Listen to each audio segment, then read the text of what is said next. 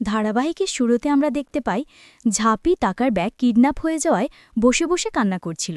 তখন একটা ছোট ছেলে এসে টাকার ব্যাগ ফেরত দিয়ে বলে, দিদি তুমি কান্না করো না, এই নাও তোমার ব্যাগ। এরপর ঝাঁপি বলে, তুমি এটা কোথায় পেলে বাবা, তোমাকে কে দিল? তখন ছোট ছেলেটা বলে, একটা হিরো এসেছিল তোমাকে বাঁচাতে, কিন্তু তোমাকে আমি কি করে বোঝাই? ওই লোকটা সবকিছু কালো পোশাকে ঢাকা ছিল, এমনকি হাতে কালো গ্লাভস পরা ছিল। পরবর্তীতে ঝাঁপি বলে, আজকে আবার দেখতেই হবে তুমি কে আমাকে লুকিয়ে লুকিয়ে সাহায্য করছো।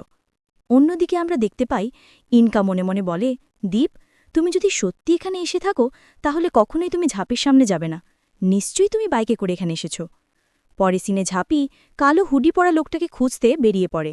এদিকে আমরা দেখতে পাই কালো হুডি পরা লোকটাকে দেখে চাঁদুদা বলে, কে তুমি, এমন কালো পোশাকে ঢেকে আছো কেন? তাছাড়া তুমি কখনো আমাদের এই গায়ে দেখিনি। পরক্ষণে দীপ চাঁদুদাকে মারতেই চাঁদুদা পালিয়ে যায় এবং দীপ মনে মনে বলে, তোমার কাছে আমার ধরা দিলে চলবে না চাঁদু। অপরদিকে আমরা দেখতে পাই ঝাঁপি এসে বলে, এই হুডি, এই হুডি। আর তখনই কালো হুডি পরা লোকটা তার বাইক নিয়ে পালিয়ে যায়। পরের দৃশ্যে দীপের পথ আটকায় ইনকা এবং ঝাঁপি। ইনকাকে দেখে মনে মনে বলে, ইনকা এখানে কেন? যাকগে, ইনকাদির জন্য হলেও এই কালো হুডি পরা লোকটাকে দেখতে পাবো। আসলে লোকটা কে, আমাকে কেন আড়াল থেকে এভাবে সাহায্য করছে? পরবর্তীতে ইনকা গাড়ি থেকে নেমে দীপের হেলমেট সরাতে গেলেই দীপ গাড়ি নিয়ে পালিয়ে যায়। পরবর্তীতে আমরা দেখতে পাই সন্ধ্যা নামতে রাস্তার মধ্যে ইনকা ঝাঁপিকে এসে বলে, সেই তুমি দীপকে এখানে টেনে আনলে? তখন ঝাঁপি বলে, তুমি কার কথা বলছো, আমি কাকে টেনে এনেছি এখানে?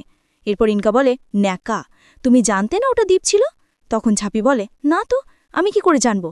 আর তুমি এত শিওর হচ্ছে কিভাবে যে কালো হুডি পরা লোকটা ও ছিল? আমি এখানে এসে বিপদে পড়ব, ও এসে আমাকে বাঁচাবে, এইসবই তুমি কিভাবে জানো? আমাকে পরিষ্কার করে বলো, তুমি এখানে কেন এসেছিলে? পরবর্তীতে ইনকা বলে, তুমি একদম কথা ঘোরানোর চেষ্টা করবে না, আমি শিওর তুমি জানতে ওটা দীপ। তুমি কেন আমাদের মাঝখানে শুধু আসার চেষ্টা করো? তুমি সবসময় দীপের কাছে এসে বেনিয়ে বেনিয়ে কান্না করো, আর দীপ তোমাকে সাহায্য করতে ছুটে আসে। পরক্ষণে ঝাঁপি বলে ওঠে, একদম আমার সাথে গলাবাজি করবে না, তুমি আমাদের স্বামী স্ত্রীর মাঝে ঢুকে এসেছো।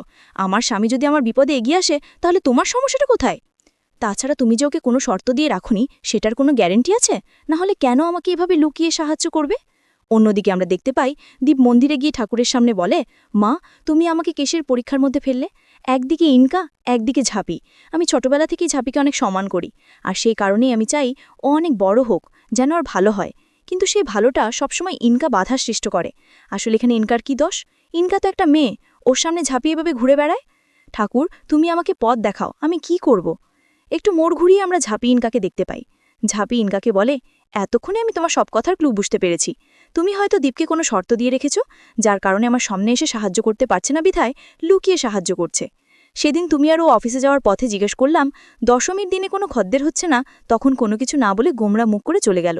তখনই আমি বুঝতে পেরেছিলাম হয়তো তোমার কারণে কিছু বলল না, আর সেটাতেও তোমার সন্দেহ গেল না, তাই তুমি প্ল্যান করে আমার সাথে এই রকম বড় খেলা করলে। পরবর্তীতে ইনকা বলে, হ্যাঁ এই সব কিছু আমি করেছি। আমি এটাই দেখতে চেয়েছিলাম তুমি বিপদে পড়লে দি তোমাকে বাঁচাতে আসে কিনা। আমি দীপকে ভালোবাসি, তাই আমি কখনো সেই অধিকার ছেড়ে দেব না। পরবর্তীতে ঝাঁপি বলে, ওই কালো হুডি পরা লোকটা যদি ও হয় তাহলে তুমি আমাদের মাঝখান থেকে চলে যাবে। পরক্ষণে ইনকা বলে, ওটা দীপ হতে কেন যাবে? তাছাড়া আমরা কেউ তার মুখ দেখিনি। তাছাড়া ওটা যে তোমার লুকানো কোনো প্রেমিক কিনা তারই বা কোনো গ্যারেন্টি আছে? তোমাকে হয়তো লুকিয়ে লুকিয়ে সাহায্য করছে।